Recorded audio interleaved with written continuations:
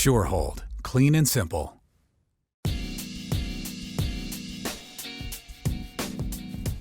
Hey there, Barry here with SureHold Industries, and today we're going to talk about our dual action polisher and what you get in the box when you buy one of these. So let's get started and open this thing right up. First thing you're going to notice inside every box is a really nice handy tool bag to hold your dual action polisher and everything that comes with it. Now inside the bag there's going to be a handful of things you're going to need to know about. First is our instruction manual. This has all the parts, pieces, information, and even some how-to tips for the tool. You're going to have your 5-inch backing plate. You're going to have a side handle. You're going to have a D handle. You're going to have the wrench. This is for the backing plate for getting it on and off. You're going to have the Allen key and screws for the D handle and the motor brushes. These are in another video. We're going to teach you how to replace these in the tool when they eventually wear out, but you're going to get hours and hours of use out of the tool before you need these. Also, the GFCI protector we'll talk about here in a moment. And then of course, last but not least, we have the dual action polisher itself. So let's talk about the different features and things that you can do with and put together on this dual action polisher. As I said, it came with two different handles. This is a side handle. This will screw into either side of the tool. You just place it up to it and screw it on the way you want. I personally like working with the tool with the D handle. And the D handle goes on. We give you everything you need. There's an Allen key in the kit and 2 screws with washers. You line up the D handle with the 2 side holes that we showed you earlier. Use the Allen key that's included and begin to tighten it down. Now what you'll find is as you get these screws into both sides, this D handle is adjustable. And so it will lock in several different positions depending on what's most comfortable for not only your hands, but also the configuration you're working in. But we're going to set this up right about here. This is about a neutral position and get that locked right down.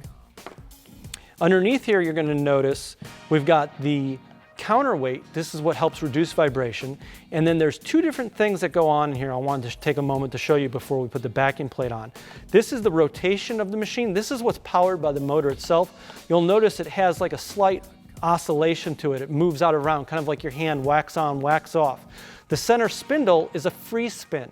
So sometimes you'll see the tool spinning one way or another while that orbit is still happening. And that's meant to happen because this is not a powered motion. That's meant to free spin whichever way it can. Now the wrench that comes with the kit, all you got to do is put it on the flats of the spindle and take your backing plate, set it on there, and it will just spin until it's tight. And now you got your backing plate on and it's ready to go. There we go. Now with the tool itself, you have a 20-foot power cord, and in addition to the power cord, we provide you with a GFCI protector. These protectors are out there to help you when you're working around water or moisture. We recommend always having it plugged in. The tool will plug into the connector and the connector into your power outlet. If there's some type of short or fault, it's meant to be there to protect you. If you need to test to make sure it's working, you can press test and the tool will stop.